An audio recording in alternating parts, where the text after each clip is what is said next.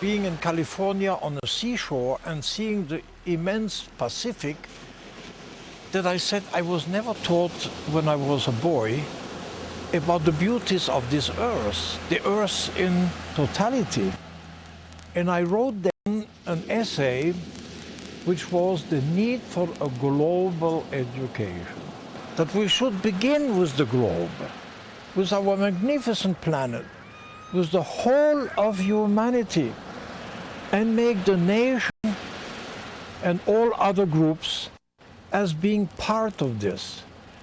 A full humanity living in its home. And the home was the earth.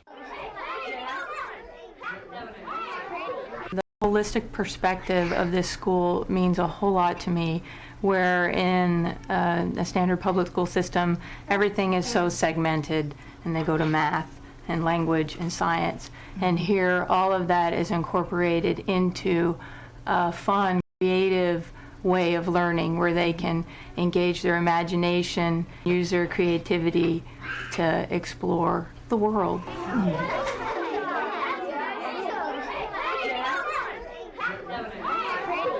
That sounds unbelievable, he said. Christopher Dunn smiled. But do you know that stories of music, the music of harps and trumpets causing rocks to move, are all over the world? Sneferu was incredulous. Can magic be real then, he asked. Christopher spoke up. It's not magic, it's science. The Gemin people will get together and we'll have Gemin. And how many of you haven't stamped your hieroglyphs yet to make your names or anything? Okay, so we'll have the hieroglyphs at that table. On the floor, we'll have the pyramid. Kathy back there will probably have the paper making with the papyrus. When we have communion, we always have wine and bread. That's number one. That's why a representation of the offering, okay? So here you see the grapes and see the wheat. What's the color of flour? White. White. Why white? What does it represent? Your heart. Your heart should be white as snow, as flour, to be pure in heart like God. And you know what? God said to really get to heaven, we should be like you guys, like children. Simple in heart, pure, wonderful. So you are angels right now, okay?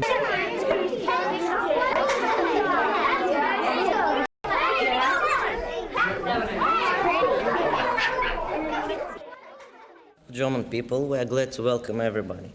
We are fully aware of the importance of this event, as very urgent problems worrying the whole world are on the agenda. No one will deny the fact that international peace and security, globalization, children's rights, environmental problems, world health, and educational programs are matters of everybody's concern. So what we have agreed is that we are going to create a core curriculum, the essentials framework of what should be taught in every state. And when he said this, since the British had asked me to speak more about global education, would I really educate in a very consistent form? I said to myself, this is it. What's happening inside Canada is happening around the world. The people go with multinational corporations to completely different countries, and if a Japanese goes to Holland, there is no school that would help these children to continue their education. So I changed my speech from global education to a world core curriculum. And this is how then I worked to put the entire globe in its full perspective as number one. Those of you who are experienced, can you explain to Hope what Gemin is like, what takes place? You go to Gemin and everybody has a resolution and everybody reads them in front of the room. You debate your resolutions afterwards, and if your resolution, you also have time to combine your resolutions, and if your resolution fails, then you can also put it together. Amend it. Yeah, change it. When I went to Gemin last year, my resolution failed, but then I amended it and it passed, and me and Kenny got an award for it. And the organizations listed in my resolution we can help people learn how to use fresh water more effectively. Okay, Ms. Foster.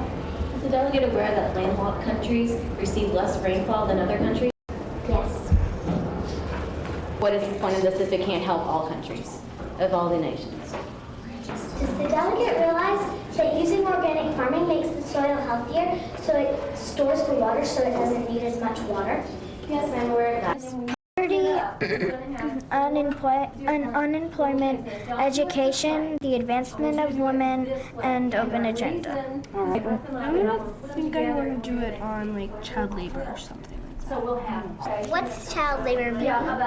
What does child labor mean? Anyone can help her out that's been in Yemen? Children have to work because their country's really poor. And they have to work and stuff. Okay, are you interested in women's rights? That's what I do. Men in different countries, they own the children, they own the money that the women get. So maybe write something about that. Hope Osborne. Okay. Yeah. How old are you? I'm 7, almost 8. May 29th. I'm going to be 8 on May 29th. Okay. And what grade are you in? I'm in 3rd. Third grade. It's called Robert Mueller. Okay. What are you doing here today? I'm doing Gimmon on a page. I'm sending over notes to people. Okay. And what is this whole thing about? It's about peacekeeping and like helping the world and like stuff like that. What do you hope to get out of it to take with you for the rest of your life? I hope I can be a delegate next year. The crust of the earth down to the infinitesimal small, the animals, the atoms, and genetics. That was the first great element of this World Core curriculum. And the second element was to do the same for the human family. We have a human family. At that time it was 5.1 billion people. Today was 6.1 billion people. The total family and the division into races, into languages, into nations, into groups, into provinces, the live in the cities, the life in the neighborhood, down to the individual. So number one was the home, number two was the family, the human family living in this home. And then the final and most important element was the individual human being. The people of Egypt believe that terrorism has roots and causes, and not just excuses. And we believe that in most cases, an achievable remedy for terrorism can only be found if we take away contributors of hopelessness, anger, and frustration, and that feeds the likelihood for evil. Otherwise combined, these become explosive. We are confident that together we can overcome the cause of hopelessness to live together in a world of peace, security, and harmony. Thank you. Good luck.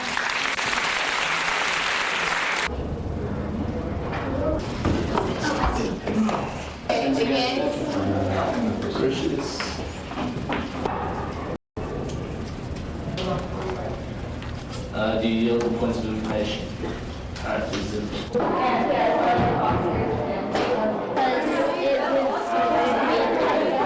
If you trace back most wars, we'll see that they all start from arguing, name-calling, and threatening. But then the arguing and name-calling and threatening escalates into using weapons and violence.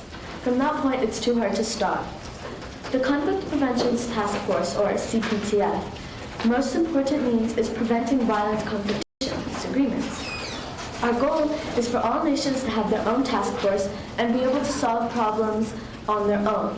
The United Nations Task Force will train the individual task forces as well as solve problems between different nations. The key is for the UN to come in early, before the problem advances. I urge you to vote for my resolution and help prevent future conflict. Okay, we're real happy. Okay, with 14 for, 4 against, and 6 abstentions, this resolution passes. I learned how to be a good page and learned how people debate and stuff like that. Okay, so do you plan next year to come and as a representative? Or You mean a delegate? Delegate? Yeah. What resolution would you bring back to the table? Probably women's rights. Danielle Corley.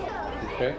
My resolution was about how much AIDS there were in Africa and all over the world, and that the solution was to have an education program, to have the UN join with education programs that are already in the country, and so that we don't have to start a whole new program. Did it pass? Yes, it did. Now, what do I have to care for? Well, the first thing is my body. I have to take very good care of my body. Secondly, I have to take good care of my mind. I have to learn. I have to take good care of my heart. I have to love, to practice love for what merits love. And I have to practice my soul, namely in a spirituality field, member of a religion and of the total spirituality of the globe. We can and we will make a difference in the present and in the future. We must provide for every person without exception the right to dignity, security, and the opportunity for them to develop to their greatest potential. And we must do this by resolving conflict, protecting fundamental human rights and freedoms, and by promoting social and economic justices that will not harm the earth. I leave you with this thought. The greatest force in the world is not the law, but love. And without love, there cannot be peace.